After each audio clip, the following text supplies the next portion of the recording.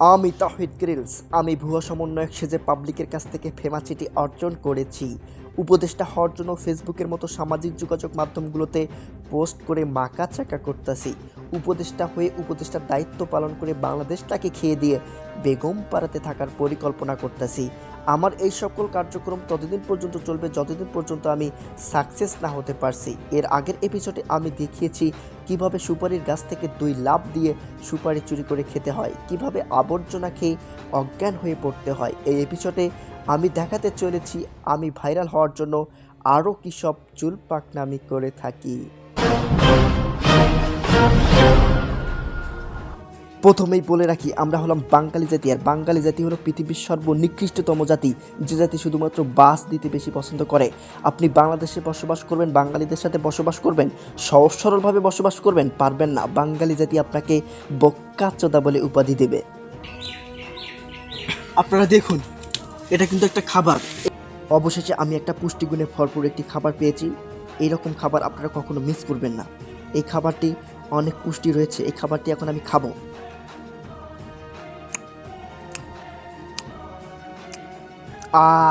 সেই টেস্টি এবং সুস্বাদু খাবার।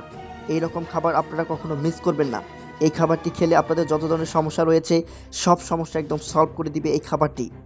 আমি সামনের দিকে এগোতে লাগলাম, যে করে হোক আমাকে লোকালয়ের সন্ধান খুঁজে বের করতে হবে। ও মাই গড, আপনারা দেখুন, এখানে দেখুন, এখানে একটি নদের সন্ধান আমি পেয়ে গেছি। এর সন্ধান পাবো। যদি লোকালয়ের সন্ধান না পাই তাহলে আজকে আমার আর ব্যাক করা হবে না, আমাকে এই জঙ্গলেই আজকে রাতটা কাটাতে হবে। গুণীজন বলে শেষ ভালো যার সব ভালো তার। দেখা যাক আমার শেষটা ভালো হয় কি না।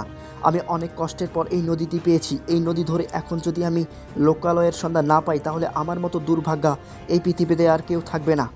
আমি এমন জঙ্গলের ভিতর প্রবেশ করেছি, আসলে এখানে থাকা খুব রিস্ক হচ্ছে, যে কোনো মুহূর্তে আমাকে হিংস্র প্রাণী আক্রমণ করতে পারে। ও মাই গড, আমাকে খুব সাবধানে থাকতে হবে। ভয়ঙ্কর একদম জঙ্গল, কিন্তু এই জঙ্গলের ভিতরেও আমি একটা খাবারের সন্ধান পেয়েছি। আপনারা দেখুন তো, এই ঝিনুকটি একদম ঠনঠনা, মানে ঝিনুর ভিতর কিছু নেই। এটা আসলে খাওয়ার উপযুক্ত না। আমাকে লোকালের সন্ধান খুঁজে বের করতে হবে। আমি আসলে কি বলবো, এখানে এত পরিমাণ জঙ্গল। ও মাই গড, কখন যে আমাকে কোন প্রাণী আক্রমণ করে বসে আল্লাহ পাকই জানে। এখানে চলাচল করতে আমার খুব কষ্ট হচ্ছে। অবশেষে আমি সেই কাঙ্ক্ষিত নদীর সন্ধানটি পেয়েছি। আপনারা দেখুন, ও মাই গড। আমি আগে পানি পান করে নেই, কারণ আমি খাবার খেয়েছি কিন্তু পানি পাই নেই।